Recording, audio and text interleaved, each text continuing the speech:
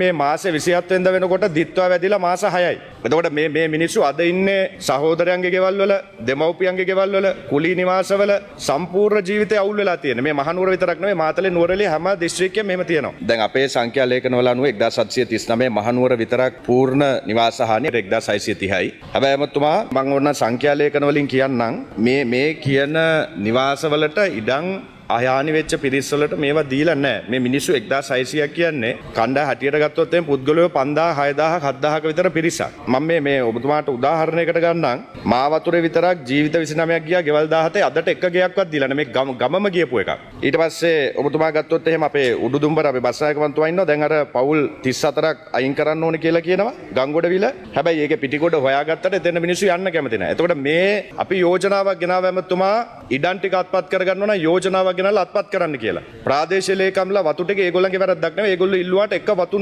මේ අධිකාරියක්වත් ඒ නිවාස හරියට තව නිදාස් කළත් නැහැ. ඉතින් ඒ නිසා ඔබතුමා යම් සහතිකයක් දෙනවද කවදා වෙනකොට මේ නිවාස ටික මේ මිනිස්සුන්ට දීලා ඉවර කරන්න පුළුවන්ද කියන එක පිළිබඳව. දැන් මිලියන 5ක් දෙනවා සම්පූර්ණ හානි වෙච්ච තැනකට අලුත් නිවාසයක් හදාගන්න ඉඩම අරගෙන ගේ හදාගන්න. හැබැයි කවුරු හරි කෙනෙක් ගෙදර තෝරාගෙන ඒ ගෙදරට NBR ගේ රිපෝට් එක අරගෙන ප්‍රාදේශීය ලේකම්ගේ සහතිකය අරගෙන මුදල් ගෙවනවා කියලා සහතිකය දීලා ආය අර ඉඩම අයිතිකාරයා ගාවට යනකොට ඉඩම විකුණලා ඉවරයි. මේක මේ ප්‍රායෝගික මහ පොළොවේ තියෙන ප්‍රශ්නයක්. දැන් අපේ ගම්පල ගත්තොත් දිත්වා එකේ හානි වෙච්ච මිනිස්සෙකුට ගන්න යන ඉඩමක් කියලා කිව්වොත් ඉඩම් විකුණන්න නැති තැනකුත් පත් වෙලා තියෙනවා. මොකද හේතුව මාස 3ක් 4ක් 5ක් ඒ ඉඩම හිර කරගෙන ඉන්න ඕනේ අර මිලියන 5 ගන්න. ඉතින් අමතුමා මේක ප්‍රායෝගික නැහැ. මොකද කවුරුත් මිනිස්සේ රජයට මේ ඉඩම දිත්වා හානි වෙච්ච කෙනෙකුට විකුණනවා කියලා ලියුමක් දුන්නාට පස්සේ ඒ මිනිස්සයාට වෙන කෙනෙකුට විකුණ ගන්නත් බෑ. ඉතින් ඒ නිසා මේකට රජයේ හැටියට යම් වැඩපිළිවෙලක් හදනවද?